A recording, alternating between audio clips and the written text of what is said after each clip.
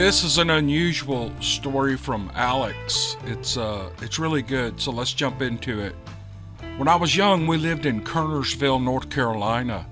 It was a small town outside of Winston-Salem, and it is famous for being founded by little people, the Kerners. We lived on the town's main street, but we were far enough from the middle of the town that there were only houses and fields cut into the woods around us. Behind us was a large trailer park that was surrounded by woods. I spent a lot of time in those woods playing games and exploring with my friends who lived in the trailer park.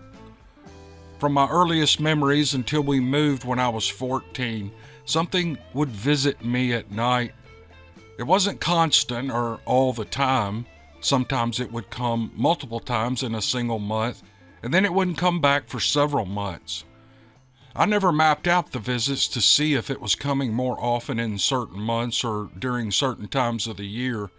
I was just a kid and I was terrified. The progression of these events before the experiences was nearly identical over the years. I would wake up from a sound sleep for no reason. It wasn't a slow awakening. One minute I'd be asleep and the next my eyes would be wide open, and I'd be as awake as if it were the middle of the day. Without understanding this, I would be completely terrified. Anxiety and the flight or fight reflex would kick into overdrive. If I could have run somewhere to hide, I would have. But no matter what I did, I couldn't shake the fear, and I couldn't go back to sleep. Within minutes, I would begin to hear tapping sounds on the aluminum siding from outside, across the hallway from my room. Our house was a little L-shaped ranch, and my bedroom was on the inside corner of that L next to the front door. And the tapping occurred in intervals, tapping down the wall toward my parents' room, and then back up the side of the house back to my room. Once it reached the window of my room, I could hear deep, heavy breathing. I felt like something was out there, but I always slept with the windows and blinds and curtains closed behind me while I faced the opposite wall. I never saw anything. Hearing a heavy breathing always intensified my fear, which in turn kept me paralyzed. Sometimes I would accuse myself of being afraid of nothing and dare myself to open the window and look outside. Just turn around, I'd tell myself, but I couldn't force myself to move. And finally, when I couldn't stand it anymore, I'd scream as loud as I could and spring out of bed and run out of the room. My parents would always scold me for scaring them and waking them up. "It's just nightmares," they would say. "Now you're going to grow out of this eventually." I even doubted myself as time went on. I doubted that what I was experiencing was real, no matter how many times it happened. Well, this continued for all of my young life until we moved. There were 2 occasions when something different happened. They were the events that convinced me that it might not have been my imagination after all. The first experience was when I was 5.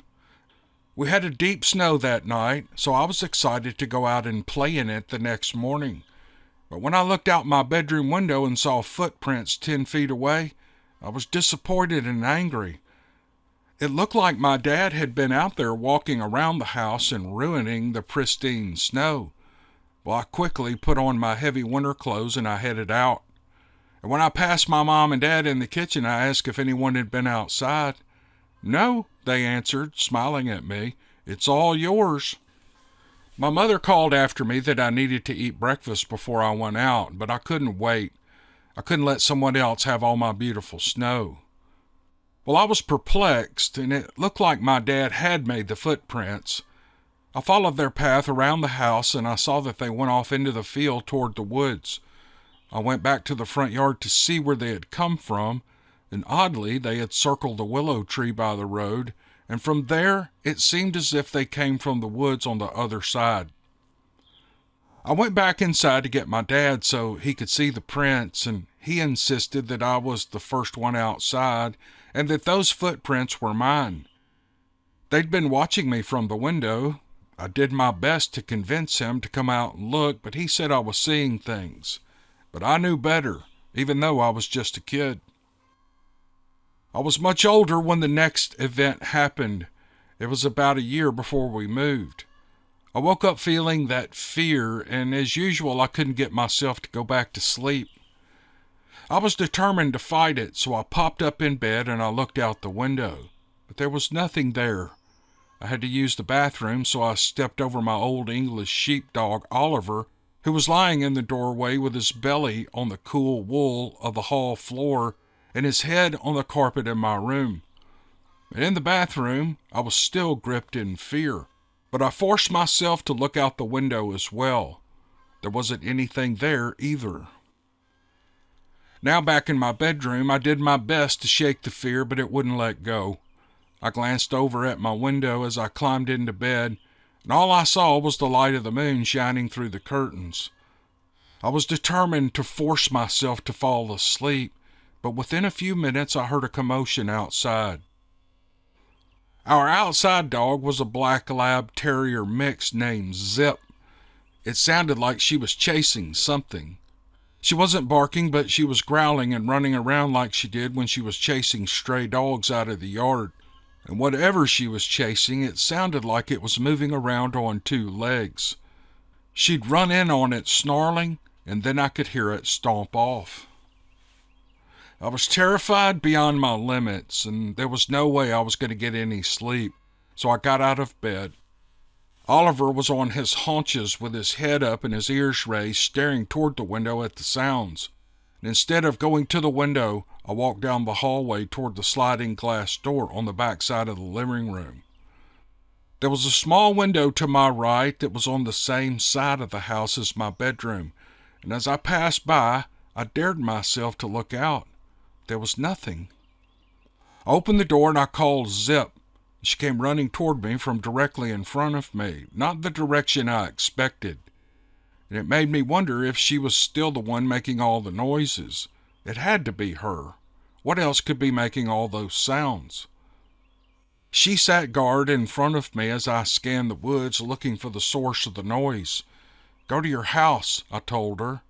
Zip was my best friend. She followed me everywhere. I knew her very well, and every time I was upset with her and told her to go to the house, she wouldn't go. Instead, she'd sit there and wag her tail and nuzzle my hand for attention until I turned around. Only then would she do what she was told. But she didn't do it this time. She went straight to her house in a flat run, and I closed the sliding glass door and I forced myself to look outside one last time before walking back to my room. I gave Oliver a pat as I walked by, and in response he laid his head down on his paws. The clock read 1:43 a.m., and I laid down, but I couldn't sleep. And then the tapping started like it had so many times before, and I covered my head and I wrestled with my fear. As the tapping moved around to the back of the house, Oliver's dog tag jingled as he raised his head. And then his claws made a scratching sound on the floor as if he was backing up into the hallway. And then the breathing started. I was terrified. I knew it was real because Oliver knew it was there. I hoped it would go away, and when I couldn't stand it any longer, I screamed. My parents rushed into the room. I looked at my clock, and it was 2:28 a.m. My parents were angry and accused me of watching too many horror movies, but that didn't matter to me. After that night, I knew there was something out there. We moved away from Kernersville to a house in the country south of Nashville, Tennessee. I didn't have those experiences for a long time. I thought I could forget about them. I did for many years, and it simply didn't exist anymore. I still enjoy the outdoors, and when I was young, I spent as much time as I could outside playing and enjoying nature. All animals seemed to take to me. More than once I've petted and played with dogs whose owners were surprised. I came home from spring break once when I was in college, and I spent an evening out with my friends. And when I pulled in around midnight, my headlights lit up a pen in the backyard so I could see the eye shine of my two dogs who were in their house.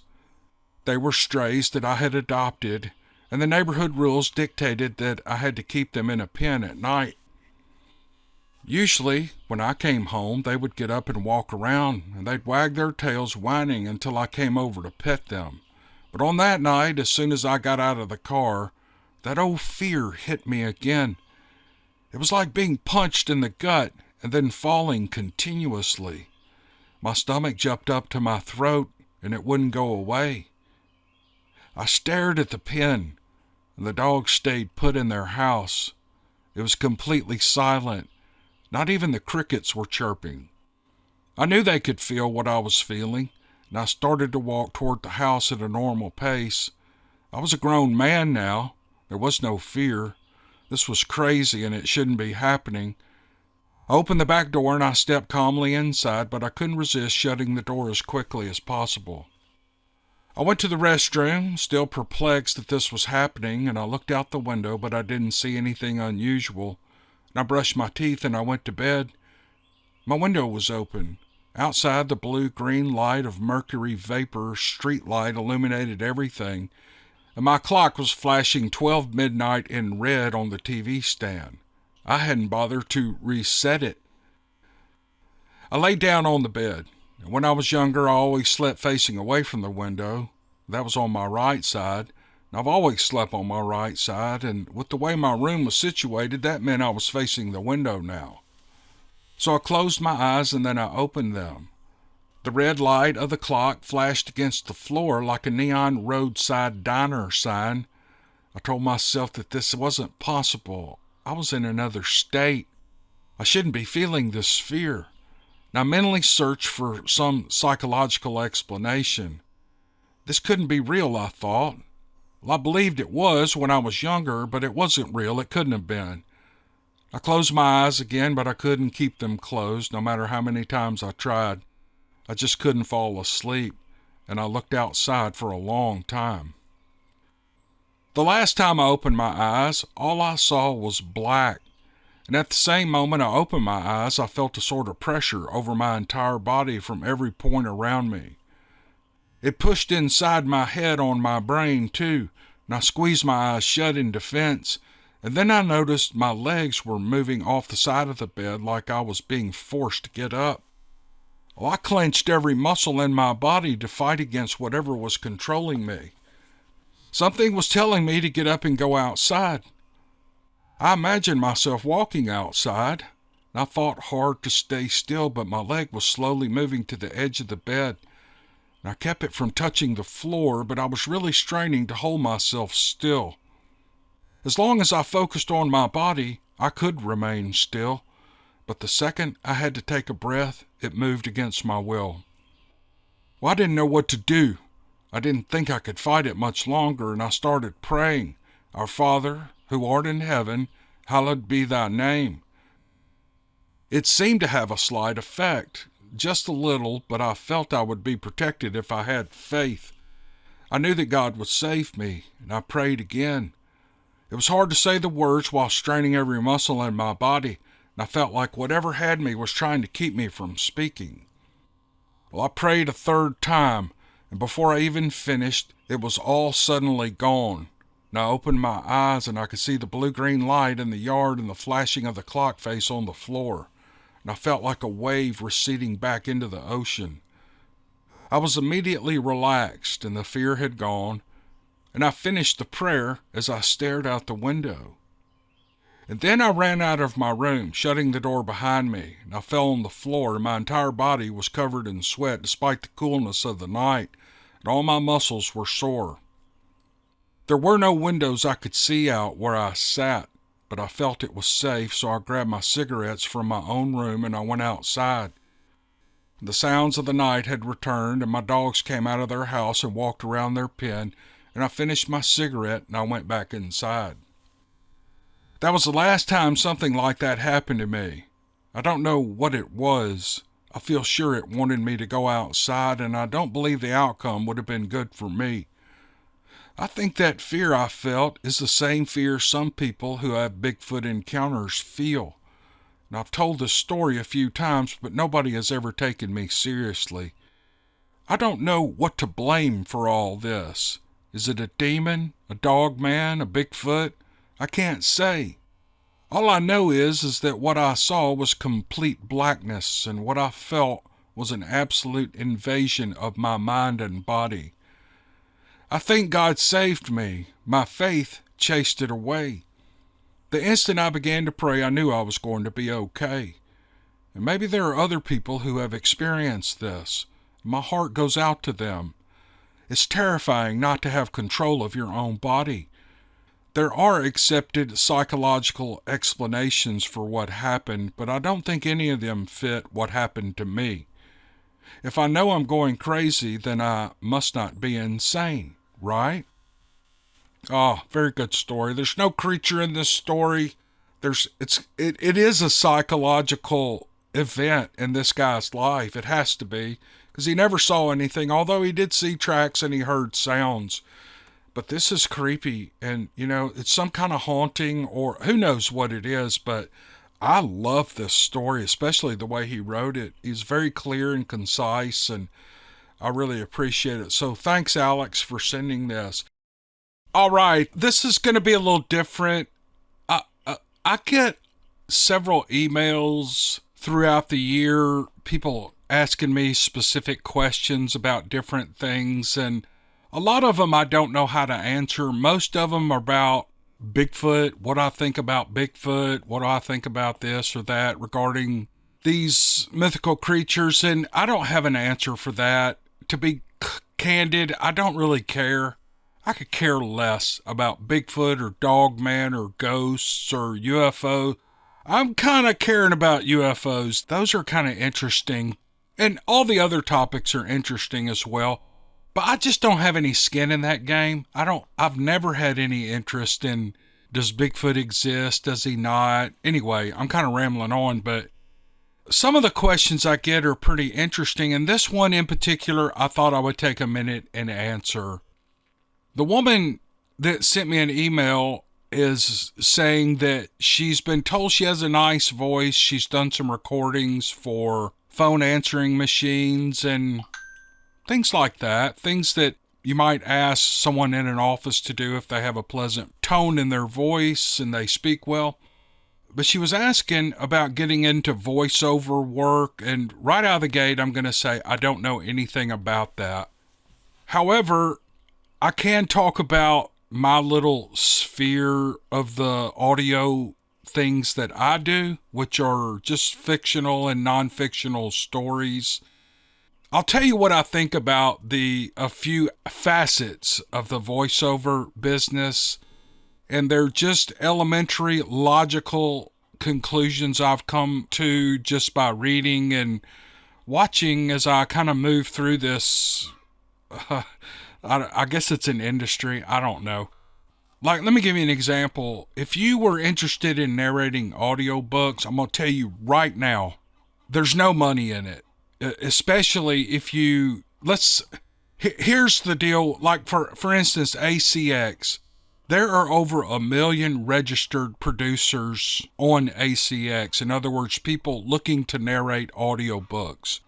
At any given time, there are about let's just say for an average number, 20,000 titles open for audition.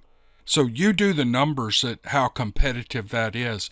I have auditioned for no less than 12 audiobooks. I got real excited about it because I thought, well, people on my podcast say I do a pretty good job. Maybe I could get some audiobooks. And I have done 12 or so audiobooks, but they're through people that I work with through the Dixiecryptid channel and the Steve Lilly channel. But I never got selected for any of those auditions. Matter of fact, I got some critical notes back. They're constructive criticism. I never take them to heart. I just listen to what people say, and they're like, your voice is your accent's a little thick, you're, blah, blah, blah. And I'm like, okay, cool. I mean, when an author writes a book, he wants absolutely the narrator who he thinks or she thinks will do the absolute best job, and that's their prerogative, and I totally support that. I would be the same way. But the point is regarding audiobook narration, it's extremely competitive. And if you do get a book and if you do get hired to do a book and it's not a bestseller, you're probably going to be hired with a royalty split. In other words, you're going to get a little bitty piece of each sale, which, believe me, it's not much. And if the book is not a major bestseller, that money adds up. You can work 80 to 120 hours to do an 80,000 word novel, and you may make $250, $300 off the whole gig. So it's just not, you can do the math on that. What is that per hour? It's very hard to make money in the audiobook narration thing. When I got into this, I didn't have a plan. I just started throwing up stories on YouTube. I didn't think about it. I didn't know anything about it. I just thought it would be a fun thing to do. I didn't see many people doing it at the time. So I didn't have many go-bys, if that makes any sense. But so anyway, all that to say, the narration audiobook thing is competitive. You've got your voiceover work where you can do commercials and things like that. I don't know anything about that. There are channels out there that explain that, and they do a good job with that, how to get into that. You go through Fiverr and Upworks, and it's not a complicated process to get into it. You need some equipment. You need to be good at what you do. I don't think I would ever get selected for anything like that. So I don't do it. Let's see. There is podcasting. Now, podcasting is where there are some promising prospects. The podcasting industry is growing by leaps and bounds. And if you get into it and you want to make some change with it, the CPMs on just the podcasting, and I'm talking about the podcasts that go out on Apple Podcasts, Google Podcasts, things like that. The CPM is much higher than it is for YouTube. So there's a chance to make a little money there. If you did start a podcast, no matter what the topic is, whether you're doing the kind of things that I do or whether you're doing interviews, pick a topic, go with it. Sorry, I had to pause. My old lady walked in and interrupted me. She's only going to get one scoop of macaroni tonight for doing that. Anyway, I encourage anyone to, if you feel like a podcast would be fun, I think you should do it. And if you want to do exactly what I'm doing, I think you should do it. I don't see people getting into this as competition. I see it as entertainment that I might enjoy. So if you do decide to do a podcast in any format, whether you're political or whether you're just kind of, in the middle of the road doing stories like me, or if you're doing a podcast on, things that young mothers might want to do, you can do a cooking pod. You can just pick any topic, any history, anything you want to pick, and you can do a podcast. It's easy to do. It's easy to upload. Find a podcast host. If anybody's interested, I could do another little Q&A on that and explain what I know about it, but it's easy to do, and you can find out how to do it everywhere. You record it, you find a podcast host, find one that'll pay a revenue split. Don't get in one of the ones that you have to pay for and you don't get anything back out of it. It doesn't mean you're going to make much money, but at least you're not going to be paying money. The podcast hosting business is migrating to that. Matter of fact, I think you'll find very few that, it used to be you had to pay them to put your podcast up. Now they pay you. So it's changing. They're seeing the revenue possibilities there, and they're making it easy for podcasters to migrate to their platforms. I use Spreaker. I love the people at Spreaker. They've been very supportive with me. And so that's how I blast out my podcast to all the podcast apps. And then YouTube is a separate thing. And I have a few videos up on Rumble, but I think I've got 127 views on 20 or 30 videos. Rumble is a political platform. All the free speech people have gone over there. People who have been canceled have gone to Rumble, and it's a great platform. It's a place you can go and listen to people say whatever they want to say within the boundaries of decency. And I've thought about trying to really push my Rumble account, but I just don't have much there. And it's again, it's mainly for political, and it's a big gaming platform, actually. I never had an interest in that. I don't like playing video games anyway, and I can't imagine sitting for hours watching someone else play a video game. I don't know. Nothing against the guys that do it, but it just seems boring to me, kind of like golf.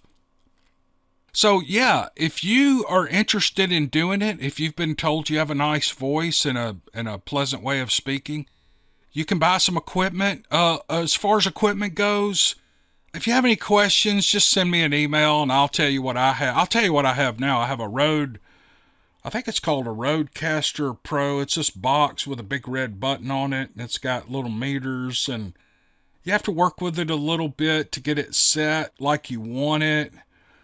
And then you need a mic with a mic stand or a mic boom.